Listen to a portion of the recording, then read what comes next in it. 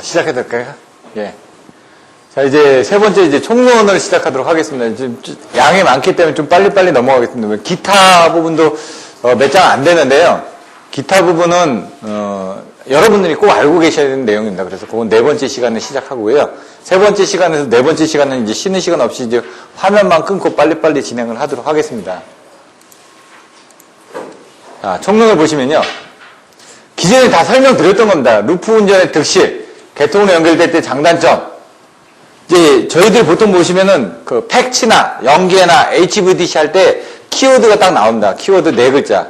생각나시나요? 송환선 씨. 송인이 뭐죠? 예, 송전 전력 증대, 송전 손실, 송전 효율, 뭐 이런 식으로 쓰시면 됩니다. 안, 뭐였죠? 안정도 향상, 설비 이용률 증대, 설비 이용률 향상, 신, 뭐였죠? 공급 신뢰도. 이게 다 나오는데, 송환선 씨만 외우고 계시면은, 여기 루프 운전, 연계, 팩츠, HVDC, 나올 때 그 키워드를 쓰시면 됩니다. 송환선 씨는. 여기서도 똑같이 나오는지 한번 보시라는 얘기죠. 남북 연계 똑같이 송환선 씨 나온다. 순서만 틀려가지고. 이제 송환선 씨는 제가 그냥 만든 거고요.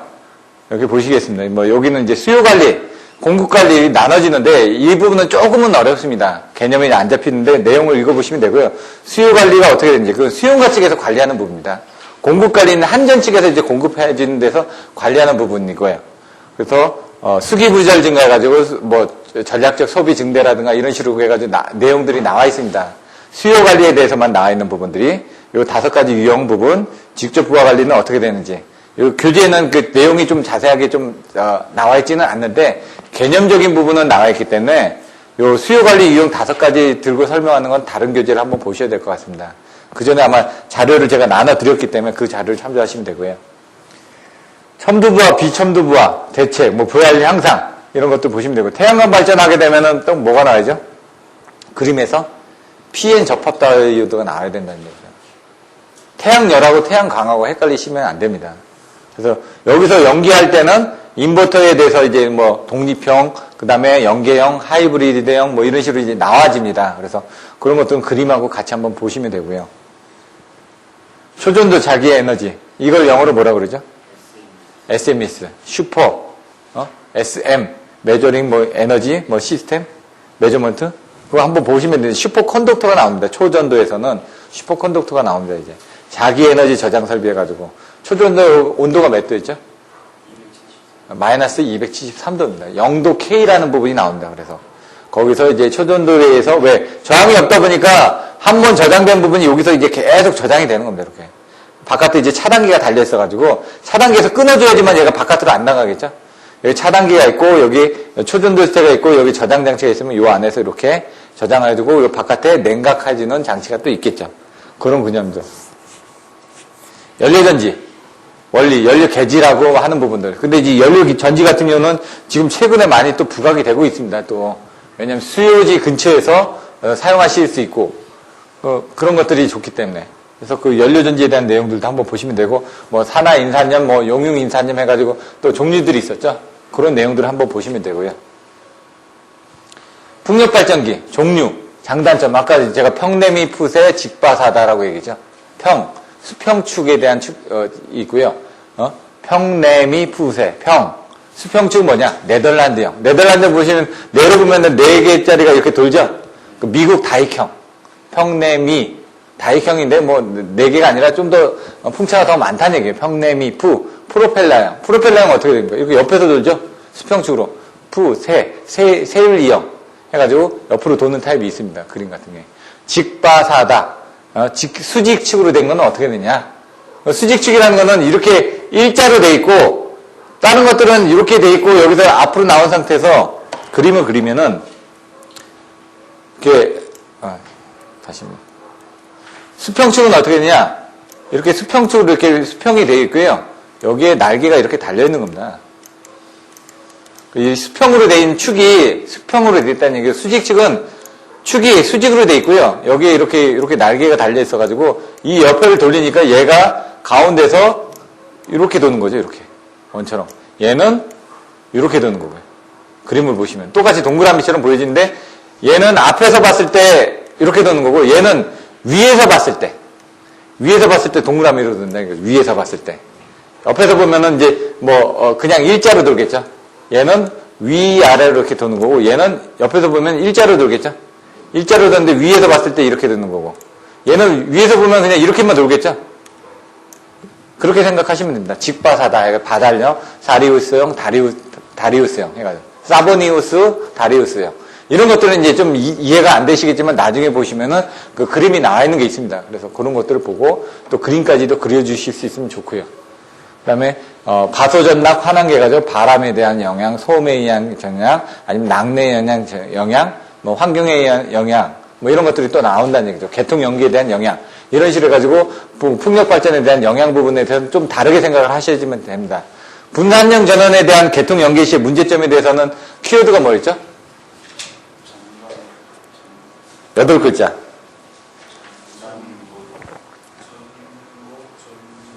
전보를 받으니까 고독해서 단상에서 술을 먹었다. 단상역주. 이렇게 전압이 불안정하거나 보흡조가 문제가 되거나 아니 고조파가 문제가 되거나 단독 운전이 문제가 되거나 전보고독 단락 용량이 문제가 되거나 상불평형이 문제가 되거나 역률이 문제가 되거나 단상역주 주파수가 문제가 되거나 이런 것들은 일반적인 신재생 에너지를 개통 연구했을 때 문제점이고, 얘도 신재생 에너지만 풍력 발전이다 보니까 아까 좀 바람에 대한 영향이라든가 이런 것들이 좀 문제가 된다는 얘기입니다. 그래서 그런 것들을 정확하게 생각해 주시면 됩니다. CO2 저감, 화석연료에 대한 대체 에너지 종류, 신재생 에너지에 대해서 설명하라는 얘기입니다. 신에너지 3개, 재생에너지 8개. 예? 이런 것들. CO2 저감에 따라서 6개의 가스가 있죠. 기후변화 협약이 어떻게 됐냐. 도쿄 협약부터 해가지고 코펜하겐 협약으로 넘어가가지고 리오 협약해가지고 지금 막 넘어가고 있습니다. 지금 20차까지 했던 걸로 알고 있는데 올해 20차까지 하고 재작년에 코펜하겐에서 했었고 작년에 어디서 했더라? 브라질의 리오데자네이루에서 했었나? 아마 그럴 겁니다. 그리고 이제 요 다음에 또 어디서 하느냐에 따라서 또 틀려지. 멕시코에서 한다는 걸로 알고 있었는데요. 그런 것들도 한번 보시면 되고요. 그게 이제 주안점은 뭐냐면 2005년도 기준으로 해가지고 그 전에 가스를 몇 프로 미만으로 줄여지는 겁니다. 그래서 6가지 가스가 있습니다. CO2가 가장 많고요. CO2가 왜냐하면 메탄도 있습니다. 그리고 육불화학 가스, SF6 가스도 거기에 범주에 들어갑니다. 근데 그런 것들은 퍼센테이지가 작고요. 이게 왜냐면 온실 효과입니다. 여기 보시면은 화석연료의 항공유염이 뭐가 되냐면은 화석연료를 태우고 나면 가스들이 나오죠. 그 가스들이 어떻게 됩니까? 대기 중에 있죠. 대기 중에 있다 보면 바깥에서 이제 햇빛이 들어오다가 어느 정도 들어왔다 나갔다 해야 되는데 바깥으로 대기관으로 방출이 돼야 된다는 얘기죠. 근데 여기 지금 여기 지구가 있고요. 여기 대기권이 있습니다. 여기 대기권이. 그럼 여기는 공기들이 있죠. 그러면은 햇빛이 들어왔다가 다시 반사돼서 나갑니다. 근데 화석연료를 쓰다 보면 CO2라든가 이런 그 대기 중에 가스들이 많다 보면 여기 이렇게 막을 형성을 하게 됩니다. 그러다 보면은 얘가 들어왔다가 나가질 못하고 다시 또 들어왔다 나갔다 들어왔다 나갔다 하면서 여기 부분이 이제 더 뜨거워지겠죠. 대기권이. 뜨거워지다 보니까 온도 차이해가지고 지금 지금 엘니뇨 효과라든가 이런 부분이 생기다 보니까 북극은 더 추워지고 그 다음 적도 부분은 더 따뜻해지는 거죠. 왜냐면 여기가 더 따뜻해지다 보니까 그쪽이 더 녹게 되고 녹다 보니까 거기에 더 추워지고 이런 부분이 생기는 겁니다. 그래서 그런 6가지의 가스를 줄여주기 위한 방법으로 해가지고 하는데 CO2가 가장 그 온실 효과가 크다 보니까 저감 효과가 크니까 그런 얘기를 많이 하는 거고요. 소 같은 경우는 위가 4개가 있다 보니까 메탄 부분에 대한 부분이 좀 문제가 많이 나오는 거고요. 그 외에 육불황가스 같은 경우도 나오기 때문에 요즘 G12를 쓰지 못하게끔 합니다. 그래서 G12를 대체할 수 있는 거. 왜 V12 말고 G12를 쓰냐면요. V12는 이따가 파스칼의 법칙 나오겠지만은 진공 중에서 할 수 있는 부분들이 10-4승에서 어떤 정도의 압력을 가지고 할 수가 있습니다. 근데 걔가 견딜 수 있는 부분은 약합니다. 어느 정도 이상은 못 견디다 보니까 그거를 SF6 가스를 넣어가지고 좀 더 견딜 수 있는 G12를 이용해서 쓰고 있었는데 그 G12를 못 쓰게 되니까 다른 가스가 필요한 거죠. 그래서 질소를 이용해서 한다든가 아니면 다른 가스를 넣어서 하는 부분들을 지금 개발을 하고 있지만 아직 실용화돼서 사용은 안 되고 있습니다. 근데 조만간 지금 테스트를 하고 있다니까 나오겠죠. 그래서 그런 것들도 나중에 내용을 보고 써주시면 되고요. 분산형 전원 연계 시 기술적으로 검토해야 되는 사양이 아까 말씀드렸던 전보고독 단상 역주를 가지고 내용을 써주시면 됩니다. 자, 그 외에 이제 전기 에너지를 저장하는 여러 가지 방식. 네 가지 방식이 있는데, 뭐 역학적 에너지를 저장한다든가, 아니면 전기적으로 저장을 한다든가, 화학적으로 저장한다든가, 열적으로 저장한다든가. 요거 개념을 딱 잘 적어주셔야지만 됩니다. 여러분들의 답안지에는 한 8가지 정도가 정리가 되어 있는데, 4가지 구분을 해줘야 된다는 얘기죠. 크게. 역학적으로 저장을 하거나. 네?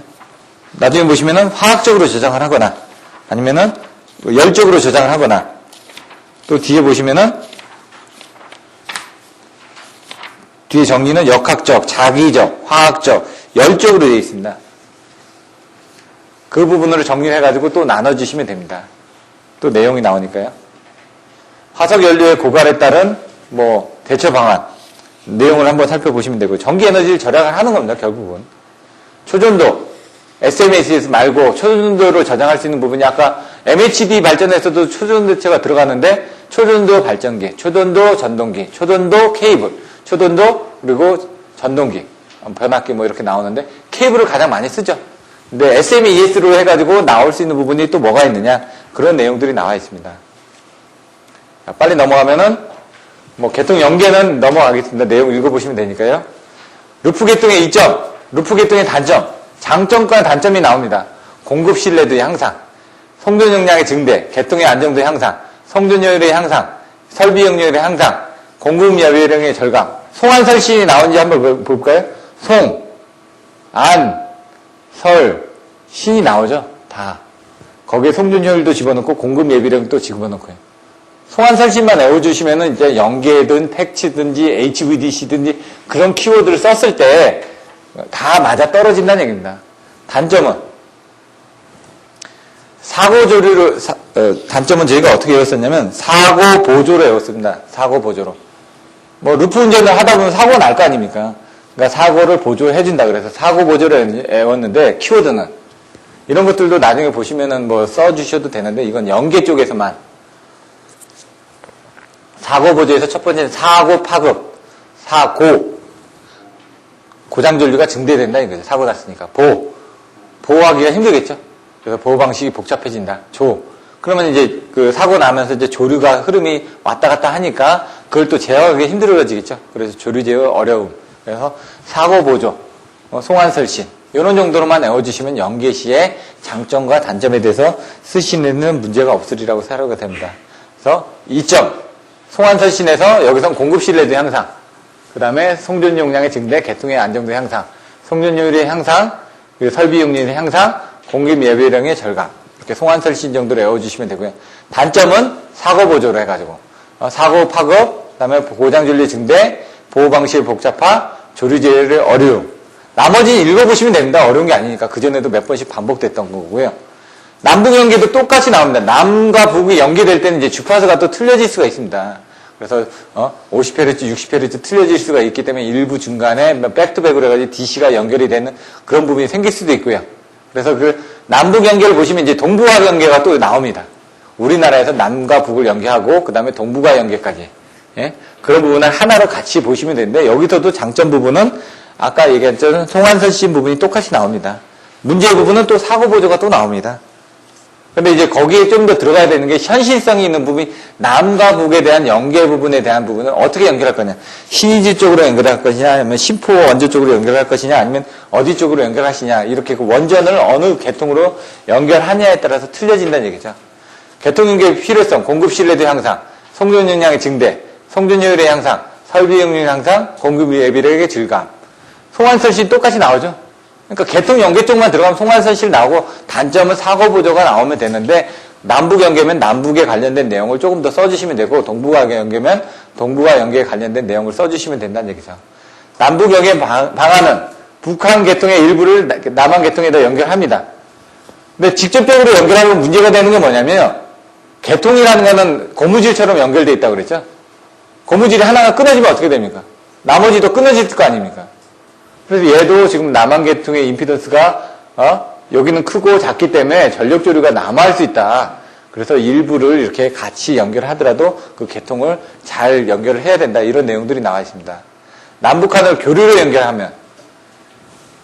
연결하면은 임피던스 차이 때문에 전력 조정이 불가능하기 때문에 패치 기기 중에 하나인 TCSC를 상차각을 조정해서 전력 조류를 조정한다. 중간에 뭔가 변환 장치가 있어야지만 안정적으로 운영할 수가 있다는 얘기입니다. 다이렉트로 연결할 때는. 이건 부하만 연결한 거고, 이건 개통을 연결한 거죠. 부하를 연결했을 때는 우리 쪽에 연결되어 있기 때문에 상관없다는 얘기죠. 개성공단 같은 경우 우리 쪽에서 전원을 준다든가 하면 안정적으로 공급을 할 수가 있는 거죠. 그렇게 하면서 이렇게 일부 준다든가 하면서 운영을 하는 거고, 아예 저쪽에 뭐 송전선로를 연결할 경우는, 그런 경우는 저쪽에서 사고가 나면 어떻게 될까? 우리가 그쪽으로, 선로 전류가 그쪽으로 급격하게 빨려 들어가겠죠? 그럼 다른 쪽이 또 문제가 됩니다. 그래서 그런 것들 중간에 변환기를 이용해가지고 상차각을 이용해서 전력조를 조정한다든가 그런 부분이 필요한다는 얘기입니다. 그럼 이제 중간에 DC가 아닌 AC를 연결할 때, 아니, AC를 했었으니까 이제 DC를 연결할 때, 그때는 어떻게 하냐? 팩시처럼 HVDC가 되는 거죠, 이때는. 남한의 본토와 제주 간의 연계 방식처럼 이렇게 DC를 연결하게 되면 단락 용량이 끊어지기 때문에 안정적으로 운영을 할 수가 있다는 얘기입니다.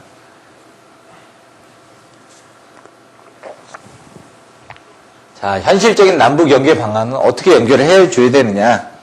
남북한의 그냥 배전계통을 다이렉트로 연결하느냐? 남한하고 북한 부분에서 22,900으로 해가지고 연결하느냐? 왜냐면 이제 북한 쪽은 이제 66kV로 돼 있기 때문에 우리나라는 22,900이고, 그래서 그걸 하기 위해서는 이렇게 그 변압기를 통해가지고 서로 전압을 맞춰줘서 송전하는 그런 방식이 있겠다. 적경 지역에서 배전계통을 다이렉트로 연결한다. 이런 내용이 나오는 거고요. 우리나라는 이제 66kV 배전 계통은 없어졌죠, 거의. 신포 원전을 통해서 계통을 연결한다. 신포가 어딘지 한번 이제 지명해서 한번 찾아보시고요. 북한, 남한 사이에서 바로 다이렉트로 AC를 연결하거나 아니면 이렇게 AC-DC 변환기를 통해 가지고 연결하거나 이런 부분이 있다는 얘기입니다, 지금. 초기 단계에서는 원전에서 이렇게 해가지고 남한 계통에다 병입을 해서, 남한의 잉여 전력을 이쪽에다 직류 연결 통해서 북한에 공급을 한다. 그러니까 한마디로 교류를 다이렉트로 연결하는 부분보다는 이런 식으로 HVDC를 통해서 직류를 통해서 한번 백투백으로 연결해주는 부분을 기본적으로 고려하고 있다는 걸 알고 계시면 됩니다. 아니면은 신포 원전을 다이렉트로 이렇게 연결해준다 이거죠. 아까 같은 우리나라에 대한 것들을 이렇게 변환을 해서 해줬었는데 이쪽을 통해서 해주는데 여기는 지금 두 가지로 지금 공급이 되는 거죠. 이쪽으로도 공급이 되고 이쪽으로도 공급이 되고, 예? 그러다 보니까 이제 안정적으로 공급을 할 수 있을 경우는 그렇게 한다는 얘기죠. 개통연기의 사고 보조라고 그랬죠. 단점은 고장 전류가 증대하고 보호 방식이 복잡해야 되고 조류 제어가 어렵다. 앞에서 나왔던 내용들이니까 또 반복하니까 넘어가겠습니다. 동북아 연계 똑같습니다. 동북아 연계 부분이니까 앞에 내용들은 다 비슷하게 나옵니다. 그럼 또 이점도 똑같습니다. 이점이 뭐였죠? 송환설신. 똑같은데 여기는 이제 체계 구조상 똑같이 공급 신뢰도 향상, 송전 용량 증대, 송전 효율 향상, 그리고 설비 용률 향상, 공급 예비를 절감이 나왔죠. 근데 이제 동북아 전력 계통을 연계할 때는 어떤 부분에 대한 문제점이 생기느냐. 여기는 이제 그 단점에 대해서는 안 나와 있고, 아무래도 이제 러시아라든가 이런 쪽에 연결할 때는 그쪽이 이제 주파수가 틀리죠. 일본도 보시면은 동쪽하고 서쪽이 50Hz하고 60Hz 틀리지 않습니까?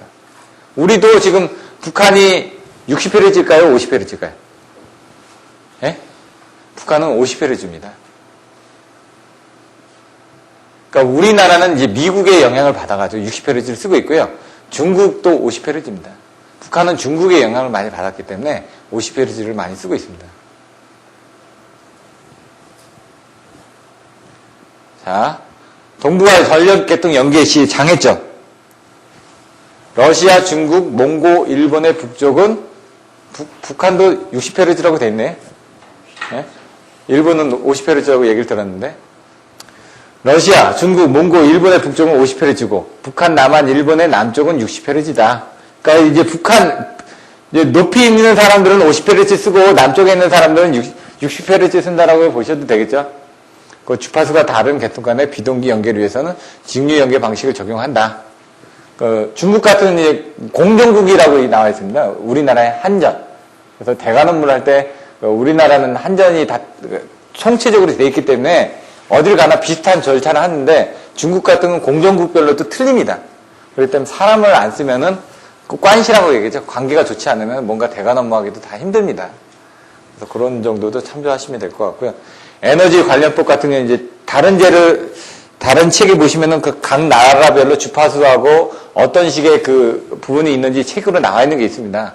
그런 것들도 한번 기회 되시면 참조하시면 되고요. 정부 간의 기구, 별도의 기구가 필요하다.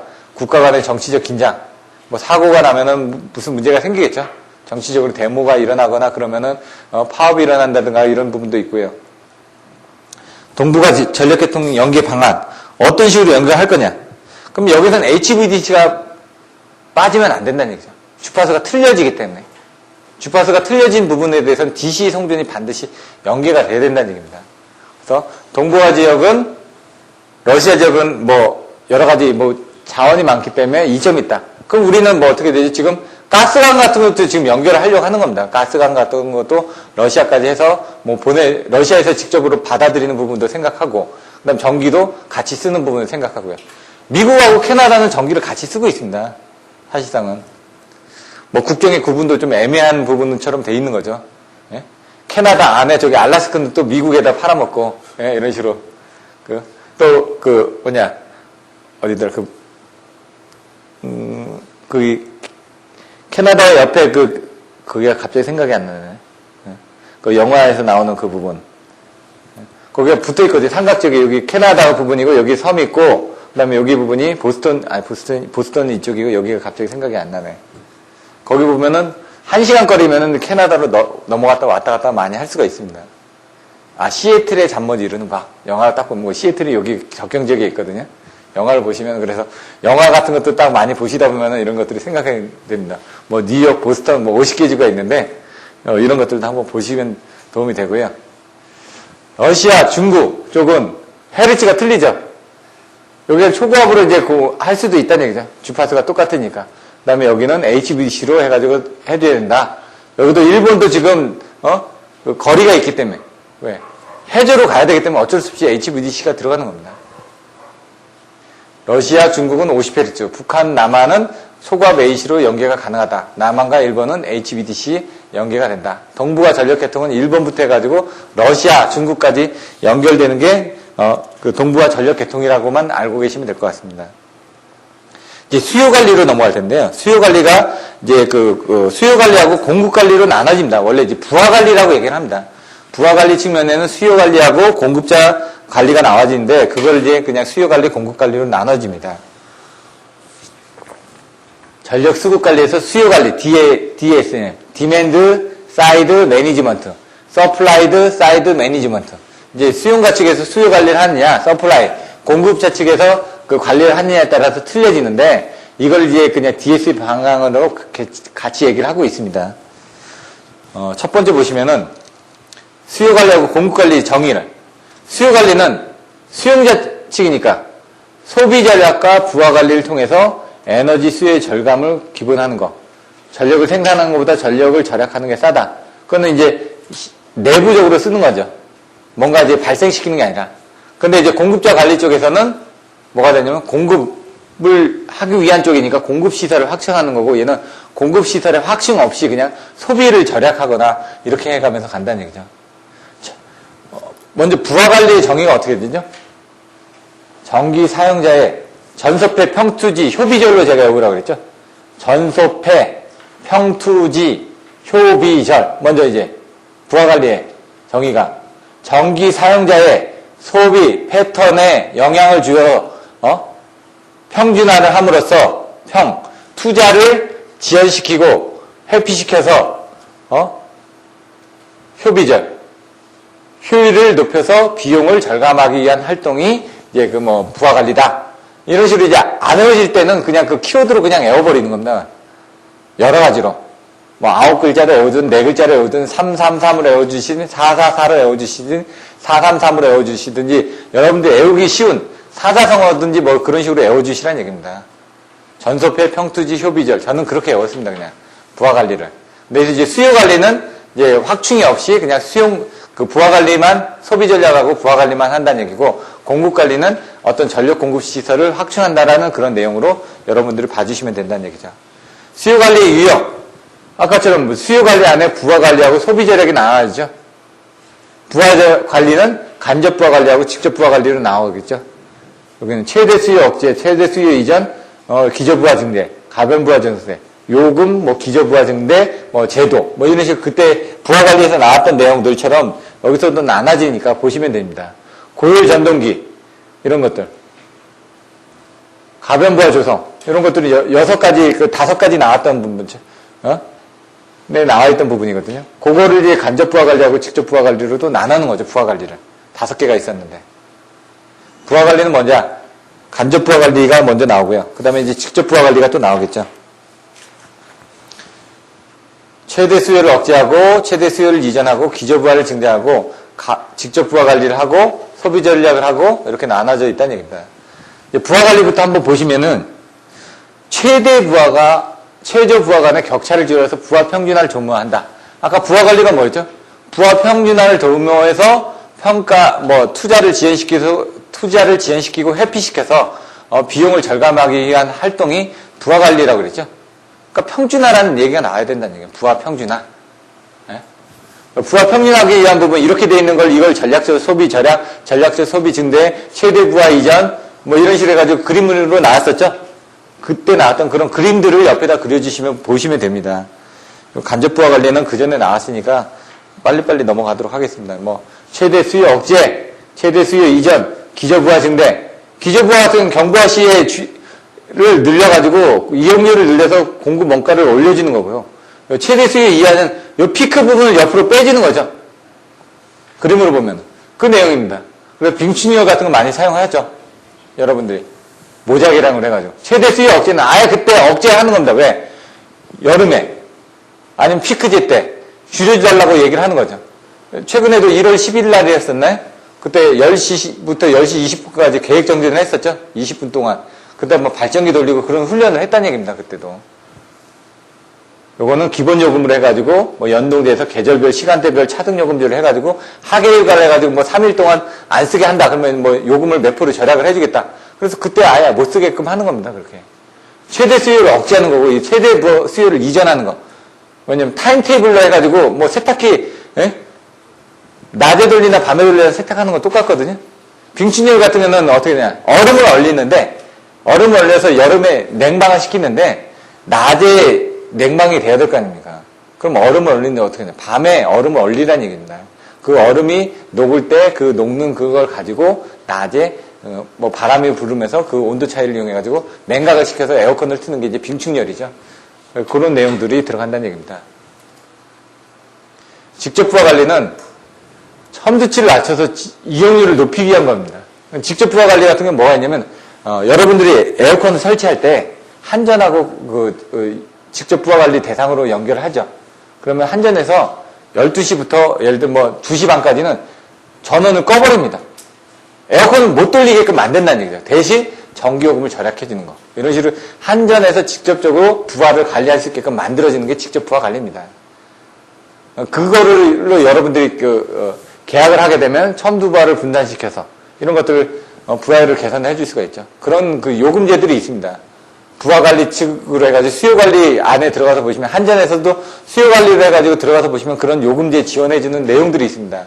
옛날에는 수요관리에서 효율이 높은 전동기를 사용한다든가 그러면 지원을 해놓은 제도들이 있었습니다. 고마크 지원 제도라든가 이런 것들이. 근데 지금은 그런 지원금이 이제 많이 줄어드는 거죠. 그래서 지원이 별로 안 된다든가. 옛날에 어떻게 했냐? 분산형 전원을 할 때도 지원금을 줬습니다. 그래서 자기가 태양열 발전소를 짓는데 한전에서 80%에서 90%의 돈을 빌려가지고 짓는 겁니다. 그리고 나서 저금리로 융자를 해서 갚아 나간다든가 이런 식의 방법들도 있었습니다. 근데 처음에 한전에서 500억 하다 그 다음에 350억 하다 갑자기 50억으로 줄어들어 버린 겁니다. 그래서 이제 그때 문제가 됐던 게 뭐냐면 준공이 돼야지만 지원을 해주는데 준공을 못했는데도 안전공사가 나와가지고 준공이 안 됐는데도 안전공사가 준공서류를 해줘야지만 한전에서 가압을 받을 수가 있으니까 그렇게 하면서 빨리 하다가 문제가 생겼던 것들이 좀 있었죠. 그런 것들도. 다 돈 때문에 그런 겁니다. 돈 때문에. 그런 내용들이 있고요. 소비절약. 아까처럼 고효율 전기기기를 보급한다든가 이런 내용들이 있다는 얘기죠. 이런 것들은 이제 키워드만 보시면 됩니다. 나머지는. 직접 부하 관리. 아까 얘기한 것처럼 첨두치를 낮추기 위해서 어떻게 해야 되느냐. 한전이 직접적으로 해야 되니까 수용과의 부하를 수용과의 사전 합의 계약하에 전력회사가 필요한 시에 직접 부하를 제어한다. 아까 얘기한 것처럼 에어컨 같은 것도 계약해서 바로 한전에서 끌 수 있게끔 만들 수 있는 게 그게 직접 부하 관리 하나의 예란 얘기입니다. 이런 것들은 더 예가 많이 있는데 그거는 이제 한전에 수요 관리를 해서 들어가서 보시면 정리가 잘 돼 있습니다. 그걸 한번 보시고요. 계약 대상 뭐 여기 나와 있습니다. 뭐 5000kW, 10%, 300kW, 500kW 이런 식으로 줄여주기만 하면은 전기요금을 줄여주는 겁니다. 지금 이번에도 이런 대상이 됐었죠. 그래가지고 300kW 이상으로 대상해가지고 빌딩들 같은 것도 막 불 끄고 동참했습니다. 10시부터 10시 20분까지 자연적으로 전등 끄고 냉방은 켜고 이제 뭐 그 정부 관련 기관은 아예 정전을 시켰습니다. 일부 구간은 정전을 시켜가지고 지하철도 정전이 되고 실제로 발전기 돌려가지고 그 복구하는 것까지 했다고 그러더라고요. 아파트도 일부는 정전을 시켰습니다. 계획 정전을. 이런 것들을 왜 예비력을 확보하거나 부하 관리를 적절하게 할 수 있게끔 필요하다. 이런 내용들은 뭐 중요한 게 아니니까 좀 빨리 넘어가도록 하겠습니다. 효과 뭐 여기 보시고 설비 이용률 부하율을 계산되니까 뭐 송환설신 나오죠. 거기에 있는 내용들 적절하게 생각하시면 됩니다. 설비 이용률 뭐 공급 신뢰도 아니면 투자 절감 여기는 이제 첨두부하 평준화 투자 절감 이런 것들이 키워드입니다. 부하 관리에서는 비용 부하율 개선 설비 이용률 뭐 이런 것들은 여러분들이 보시는 내용들이 다 나오니까 조금만 내용을 생각하시면 부하율 개선 그럼 부하율이 개선되면 조금 전에 나왔던 것들이 뭐였죠? 부하율을 개선하기 위해서는 부하율 개선이라는 게 사실은 부하를 더 거는 게 부하율이 개선이 될 수도 있습니다. 아니면 부하율을 줄여주는 게 개선이 될 수도 있고 그거는 이제 상황에 따라서 틀려집니다. 부하율은 뭐냐? 부하율이 뭐였죠? 기억나시나요? 최대분의 평균. 이거 잊어버리시지 말라고요. 부하율은 최대분의 평균입니다. 최대 수요 전력분의 평균 전력. 부하율은 평균 전력과 부하율을 높인다는 건 평균 전력을 높여준다는 얘기입니다. 지금. 부하율, 수용률, 부등률. 이거 헷갈린다는 거죠. 그랬죠? 부등률은 1보다 크다. 율은 다 100%가 들어간다. 부하율은 최대분의 평균이다. 이런 것들. 부하율이 높일수록 설비가 효율적으로 이용된다. 이런 것들 나와 있고요. 나머지 읽어보시면 되고요. 부하율 저하의 문제점. 문제점은 뭐냐? 첫 번째, 개통 운영이 불안정하다. 예? 부하가 그만큼 극대화한다는 얘기죠. 부하율이 높다는 건 그만큼 쓰고 있는 건데 부하율이 낮으면은 그만큼 부하가 급감할 수 있다는 얘기입니다. 지금. 발전 원가의 상승. 왜냐하면 쓰는데 예? 많이 걸면은 그만큼 원가가 줄어들겠죠. 이런 내용들. 그리고 부하율이 줄으면은 어차피 이제 돌리는 건 똑같으니까 수명 같은 게 단축이 초래된다. 어차피 뭐 설비는 뭐 10년이면 10년 뒤에는 갈아야 될 거 아닙니까? 뭐 이런 것들로 또 보셔도 되고요. 발전소의 열을 저하. 이따가 뭐 100번 또 설명드릴 텐데 100번 중에 20번 안에 20번 때쯤에 화력발전소의 열을 향상 대책이 나옵니다. 열을도 저하가 되겠죠. 부하율이 줄으면 그만큼 에너지를 많이 쓸 필요가 없으니까 조금만 발전을 하면 되겠죠. 그러면 그 전격부하나 최대부하에서 이렇게 효율이 되는데 경부하나 부분부하 운전을 하니까 열효율이 저하되겠죠. 그런 내용들. 부하율을 왜 개선을 해야 되는지 이런 내용들이 나옵니다. 왜냐하면 부하율을 개선을 해야 되는 게 발전소를 짓기가 힘드니까. 앞으로는. 그러니까 발전소를 짓지를 못하니까. 왜냐하면 부하율을 높여줘서 발전소를 최대한 활용하자. 이 주의입니다. 지금.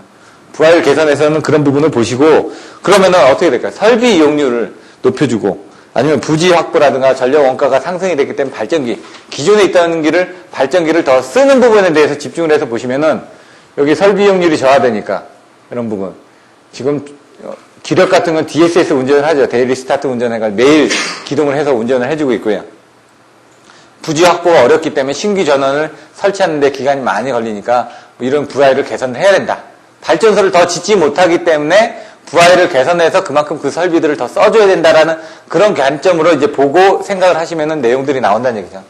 그리고 전력 원가가 자꾸 상승이 되다 보니까 하나라도 더 짜내라 이거죠. 보시면은 아나바다 나오죠. 아나바다 아껴 쓰고 나눠 쓰고 바꿔 쓰고 다시 쓰자. 처음에 이런 거 운동을 해서 새마을 운동 때나 쓰던 그런 내용들이 막 나오기 시작하는 거죠.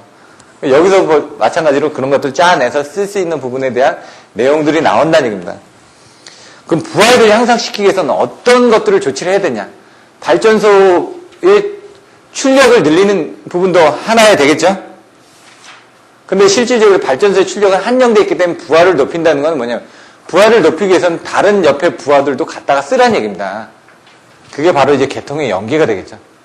우리가 여기서 발전했는데 저쪽에 이제 안 쓰는 부하가 있다. 그럼 연결해서 쓰라는 얘기죠. 계통이. 연결을 하면서 적절하게 분배가 되게끔 해줘라.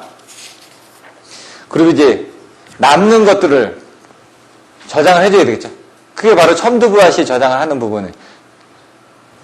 심야 경부하시의 그런 전력을 양수 전력으로 저장을 했다가 그 다음에 부하 평준화라면서요. 부하 평준화. 양수발전소를 건설해가지고 그 심야 경부하시에 대한 걸 양수발전소로 저장을 했다가 첨두부하시에 쓸 수 있게끔. 그리고 그 외에 이따가 뒤에 전기 에너지 저장 원리에서 압축 공기로 저장을 한다든가, 자기 에너지로 저장을 한다든가, 전지 에너지로 저장을 한다든가, 플라이로 저장을 한다든가. 이게 지금 이따가 지금 전기 에너지 4가지 원칙 중에 역학적 에너지, 뭐 자기 에너지, 그 다음에 열적 에너지, 뭐 화학적 에너지 나오죠. 전지 에너지가 뭐죠? 화학적 에너지입니다, 지금. 배터리로 저장하는 겁니다. 저장해놨다가 배터리에서 어떤 그 연료 개지리 장치를 통해가지고 다시 또 쓸 수가 있고. 플라이힐, 압축공기. 압축공기는 뭐죠? 그 땅굴을 파놓고 거기다가 압축공기를 넣어놓는 겁니다. 앞면에다가. 그리고 그 압축공기를 열면은 바람이 나오겠죠? 바람이 나오면서 그 바람에서 발전기를 돌리는 게 압축공기 저장으로 하는 거고. 그러니까 남는 전력을 가지고 압축을 시켜가지고 공기를 저장하는 거. 플라이힐은 계속 돌리는 거죠. 계속 돌리다 보면은 뭐 어떻게 될까요? 마찬가지로 아까처럼 이제 그 저항을 적게끔 그 플라이힐도 안에 이제 진공을 해주면요. 얘가 도는 부분이 조금 더 오래됩니다. 자기 에너지 정작. 이게 SMES를 해가지고 아까처럼 슈퍼컨덕터 해가지고 초전도를 이용해가지고 냉각해주는 초전도체 안에다가 에너지를 저장을 해두는 거죠. 여기 차단기를 열어둔 상태에서는 이 안에 에너지가 여기서 초전도체를 통해서 계속 코일에 이제 저장이 돼 있죠.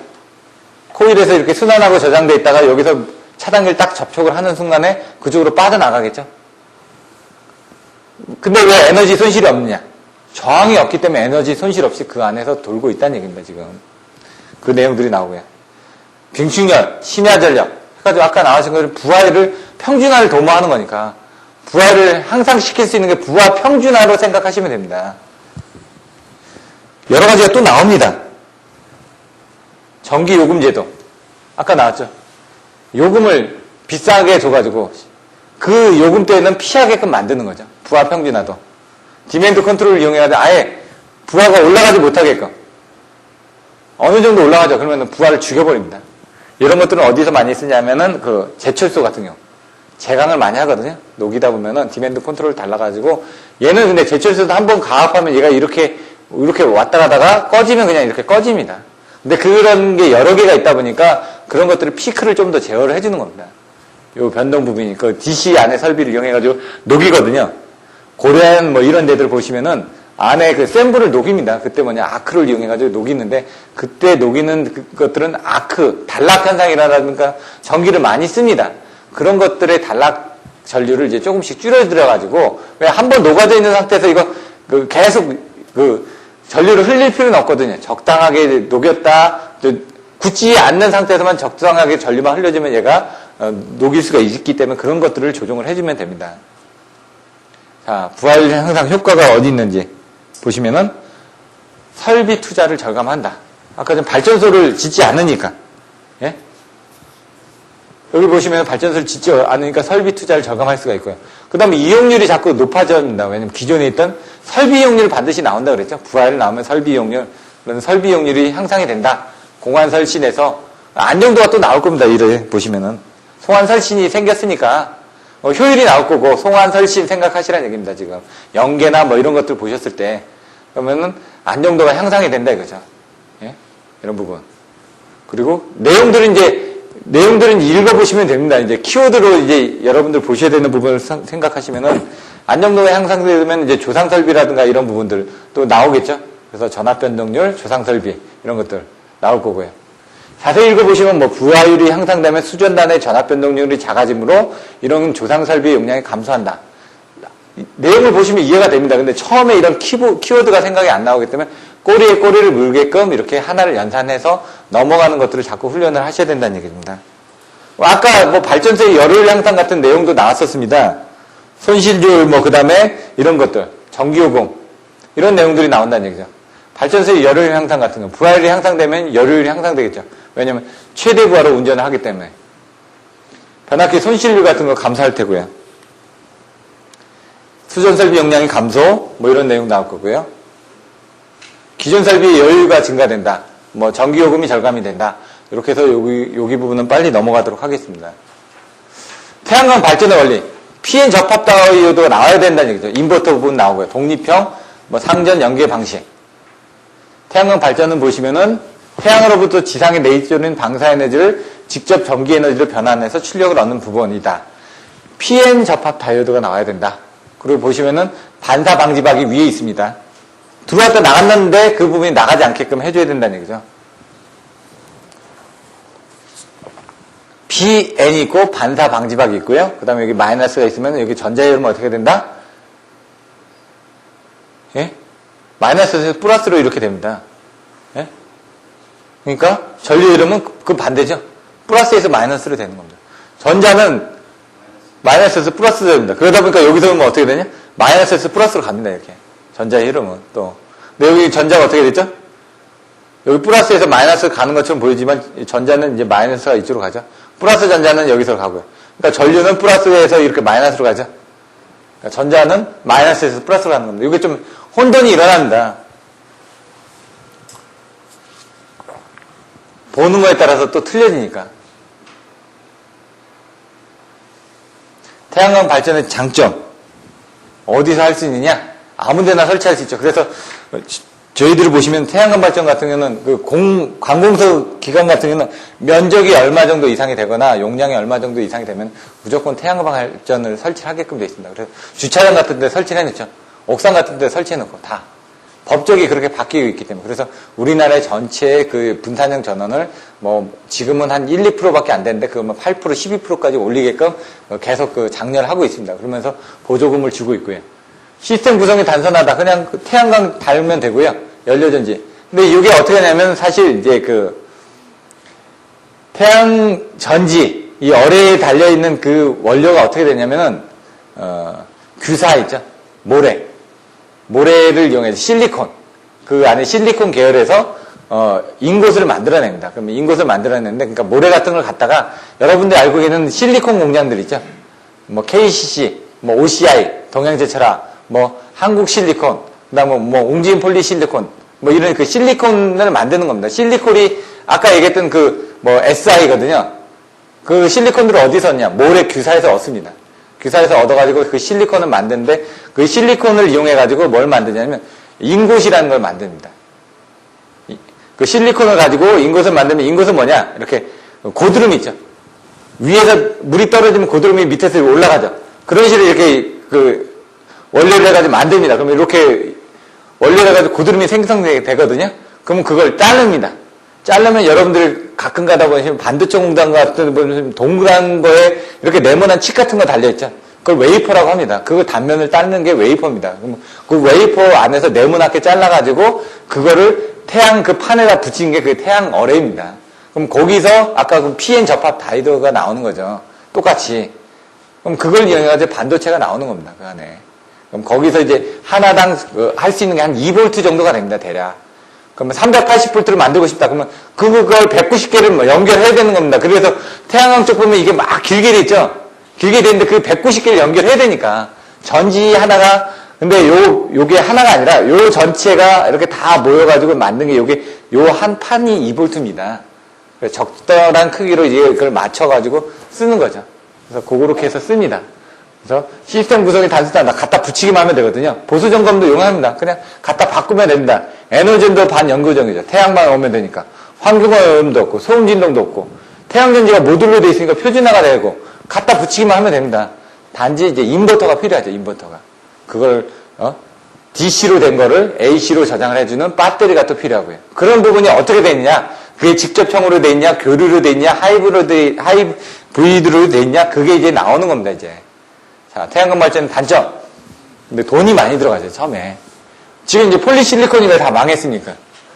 여러 군데 다 만들어내다 보니까 단가가 줄어든 겁니다. 그러니까 만드는 것보다 판매가가 줄어들다 보니까 만들 수도 없고, 실제로 화학 원료들도 그렇습니다. 지금 보시면은 석유를 가져가지고 증류를 해가지고 여러 가지 화합물을 만들어내거든요. 나일론도 만들어내고, 이렇게 에스테르도 만들어내고, 여러 가지 화합물을 만들었는데, 그게 어떤 거는 배보다 배꼽이 더 큰 게 있습니다. 그런 것들은 안 만들어냅니다. 근데 안 만들 수 없으니까 출하량을 줄여가지고 단가를 줄이는 겁니다. 금값이 왜 올라갔냐면 금이 별로 없으니까. 자, 발전 능력에 대비한 별도의 저장 장치가 필요하다. 축전지가 필요하다. 직류 교류 변환 장치가 필요하다. 기후의 영향을 받는다. 햇빛이 없으면 안 된다 이거죠. 풍력 발전, 바람의 영향을 받습니다. 다. 에너지 밀도가 낮자. 왜냐면 지금 에너지에 대한 그런 부분이 좀 작습니다. 소요 면적이 넓다. 아까 2V 하나 만들 때 이렇게 커져야 된다고 그랬죠. 이런 부분. 그러니까 원리부터 알고 나시면 나중에 응용할 때 그런 원리에 있는 내용들 좀 갖다 더 써주시라는 얘기입니다. 시스템의 구성은 어떻게 되냐? 독립형. 축전지를 가지고 있다. 부하 직력 연결되어 있다. 하이브리드형으로 되어 있다. 그 다음에 이제 연계형. 독립형은 자체만 쓰는 거고 연계는 한전에다 갖다 팔아먹는 거죠. 완전 연결을 하거나 백업을 하는 부분이 있다. 축전지를 가진 시스템. 태양전지가 있으면은 충방전을 하면서 축전지에서 DC를 이게 축전했다가 인버터는 뭐냐? DC를 AC로 바꿔주는 게 인버터입니다. 컨버터는 AC를 DC로 바꿔주는 거고요. 근데 우리는 그걸 다 합해서 그냥 인버터라고 얘기를 다 해버립니다, 그냥. 이렇게 해서 부하에 연결되는 게 축전지를 가진 시스템이다. 전력계통하고 연계되어 있다. 이런 거 내용을 읽어보시고요. 하이브리드가 어떻게 되죠? 자동차 하이브리드. 가솔린으로 운전하다가 저속에서는 전기 모터로 운전합니다. 전기 모터로 운전한다 어떻게 하냐? 그 안에는 배터리가 있습니다. 그래서 자동차의 바닥면에 배터리가 있기 때문에 좀 무겁습니다. 자동차가. 배터리가 들어가 있기 때문에. 그래서 전기 모터로 돌기 때문에 소음이 안 납니다. 타발전으로 쓰고 태양전지를 위한 발전을 같이 쓴다. 그래서 하이브리드는 같이 쓰는 게 하이브리드입니다. 지금. 그렇게 보시면 되고요. 여러 가지 연료전지라든가 풍력을 조합을 시켜서 서로 간에 결점을 보완한 게 하이브리드다 이거죠. 이렇게 내용을 보시면 될 것 같고요. 완전 연계는 연계를 했는데 기존 계통하고 태양전지하고 인버터 할 때는 계통 연계 보호 장치가 있습니다. 이런 것들은 병렬운전 조작 합의를 해주셔야 된다는 얘기죠. 이런 부분들. 여기는 뭐냐? 부하가 여기서 태양전지를 쓰다가 모자라면 여기서 갖다 쓴다는 얘기입니다. 지금 이런 식으로. 백업 시스템은 주는 이거고 여기서 백업을 해주는 부분이 여기서 축전지를 이용해서 또 백업을 해서 쓴다는 얘기죠. 백업은 요게 하나 더 들어있는 것 뿐입니다. 요거하고 차이는. 그런 정도로 이제 봐주시면 되고요. 기술적까지는 태양전지가 고가다. 이런 것들. 태양전지 효율적인 집전 기술. 아까처럼 이제 면적이 커지다 보니까 이거를, 효율을 있게 만드는 부분들. 기존 계통하고 연계 운전할 때 문제점들. 그 다음에 이제 기후에 대한 문제점에 대해서 축전지 같은 게 수명이 있기 때문에, 어느 정도 그 공급을 할 수 있는 부분에 대해서 이런 것들을 정확하게 봐주셔야 된다는 얘기죠.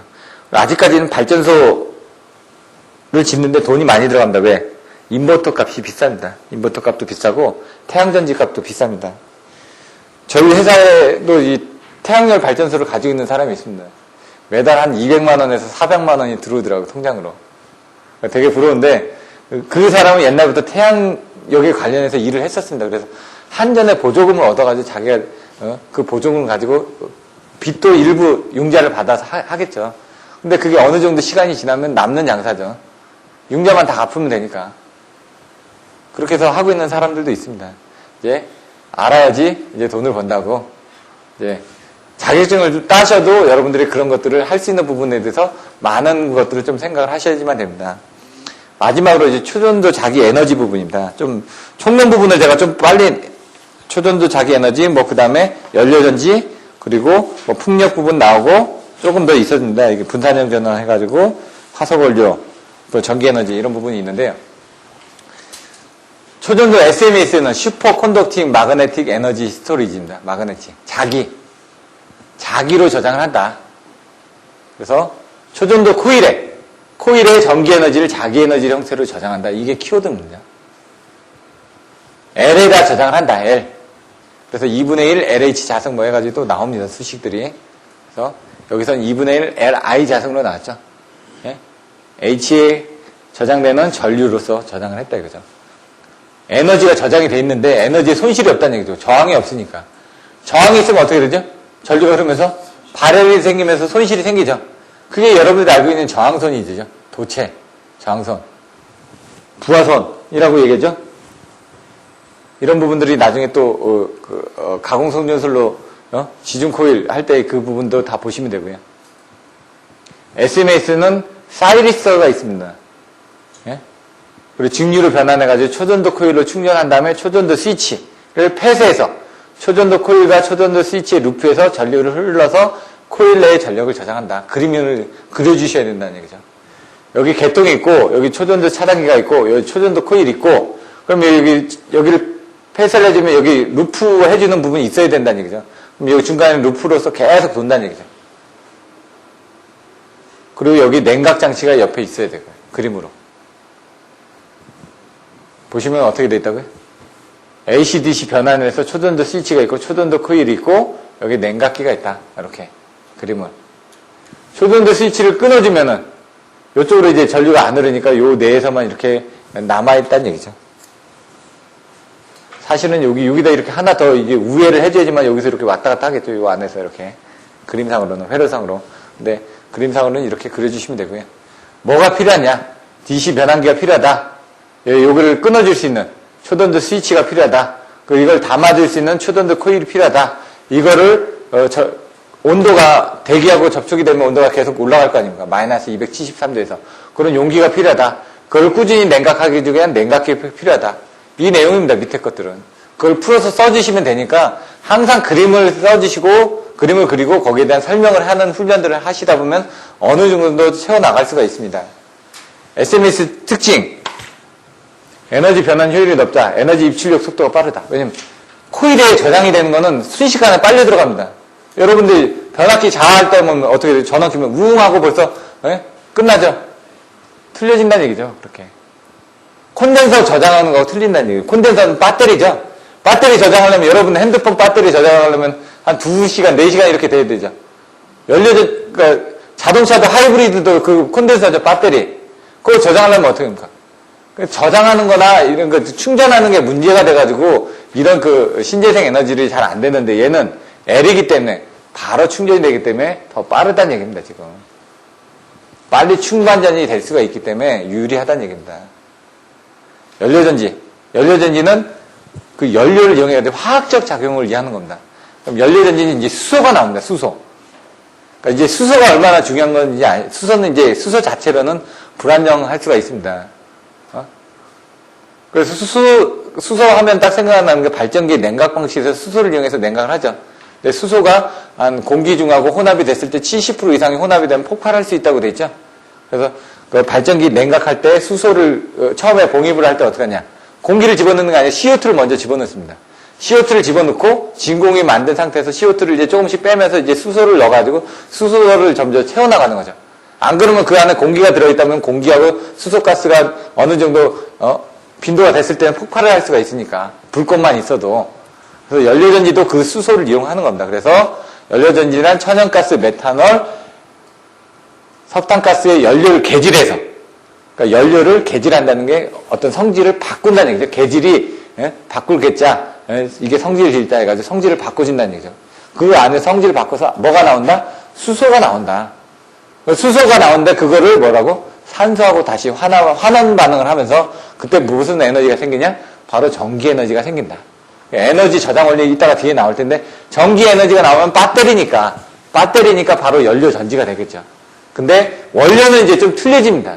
원료가 천연가스나 메탄올, 석탄가스에서 수소가 나오고 수소하고 산소하고 반응을 하면서 그런 화학 반응에 의한 이건 화학 에너지죠. 그래서 전기 에너지를 발생시키는 장치다. 연료전지 원리는 연료국에서는 수소, 산소국에서는 산소, 예? 그게 나와줘야 되니까. 그래서 뭐가 나오죠? 결국은 수소하고 산소가 반응을 하면서 물이 나온다는 얘기입니다. 물이. 그래서 거기서는 물을 이제 순환시켜주는 부분, 연료를 개질해줘야 되는 부분, 연료가 들어오는 부분, 그리고 뭐 환원하는 부분, 뭐 이렇게 나오겠죠. 그리고 물을 전기 분해하면 수소하고 산소가 만들어지고 반대로 수소하고 산소를 반응시켜서 물을 만들 때는 수소와 갖는 화학적인 결합 에너지가 전기 에너지로 해서 기전력이 나온다. 수소. 그럼 뭐가 있어야 되겠죠? 연료를 개질하는 장치가 있어야 되겠죠. 천연가스, 메탄올, 석탄가스를 개질하는. 그래서 수소 함유량이 많은 가스로 만들어줘야 되고요. 그 다음에 물과 전기를 생산하는 부분. 예? 연료전지 본체가 필요하겠죠. 그 다음에 뭐, 얘는 DC니까. 이거를 AC로 바꿔주기 위한 인버터가 필요하겠죠. 이런 정도. 그림으로도 있는데, 연료전지 장치는 그런 연료, 천연가스, 메탄올, 석탄가스를 이용해서 석유 대체 효과를 이룰 수가 있다. 연료전지 효과 같은 건 아까처럼 개질장치하고 배터리하고 이런 것만 있으니까 뭐 발전기가 필요한 게 아니지 않습니까? 공간이 작아도 되고, 수요지 근처에 놔둘 수도 있고, 그렇기 때문에 이런 부분이 또 대두가 되고 있다는 얘기죠. 연소 과정, 기계적인 회전하는 재료가 필요 없다. 얘는 효율도 높다. 70% 정도로. 부하 조정도 용이하고, 저부하에서도 발전 효율의 저가 작고, 항공 요용 없고, 소음 진동 없고, 입지적 제약 적고, 단위 출력장의 용적 무게가 적고, 모듈 구성이 돼 있고, 뭐 이렇게 보시면 도심지 근처에 쓸 수가 있다. 이런 내용을 가지고 여러분들이 알고 있는 장점들을 다 써주시면 된다는 얘기입니다. 연료전지도 모듈식으로 돼 있겠죠. 다. 근데 요걸 이제 그림으로 또 그려주셔야 된다는 얘기입니다. 연료전지 단점. 아까처럼 가스를 개질하다 보니까 거기에 어떤 불순물 같은 걸 제거를 해줘야 되고요. 그럼 불순물에 대해서 약한 그 전극재료의 개발들을 또 표현해줘야 되고. 그리고 내구성이 약하다. 얘는 충방전에 한계가 있습니다. 연료전지 같은 거. 배터리가 들어가기 때문에. 그런 부분들 봐주시면 되고요. 그 다음에 연료전지 구성이 이제 나옵니다. 어떻게 되는지. 연료가 들어오면 연료를 개질해주는 게 있죠. 개질하고 나면 연료전지 본체가 있고, 인버터가 있고, 개통이 있죠. 요게 이제 이렇게 나오는 겁니다, 거기에. 거기에 이제 필요한 부분이 연료전지에서, 본체에는 뭐가 들어가죠? 제어장치에서 공기가 들어가야 되겠죠. 이렇게. 요 가스로 만들어질 때 공기가 들어가고. 그럼 여기서 물과 열이 나온다는 얘기죠. 그럼 여기서 열을 회수해가지고 난방을 하고, 그 물을 또 회수하는 부분이 필요하고요. 여기에는 또 불순물을 제거해주는 장치들이 필요하고, 이런 내용들을 봐주시면 되죠. 향후는 어떻게 되냐. 효율 좋고 환경 요염이 없기 때문에 소형 전원일 때는 아까처럼 난방용 열과 전기를 같이 공급할 수 있다. 대용량 발전 설비에는 화력 발전소 대체를 할 수가 있는 거죠, 지금.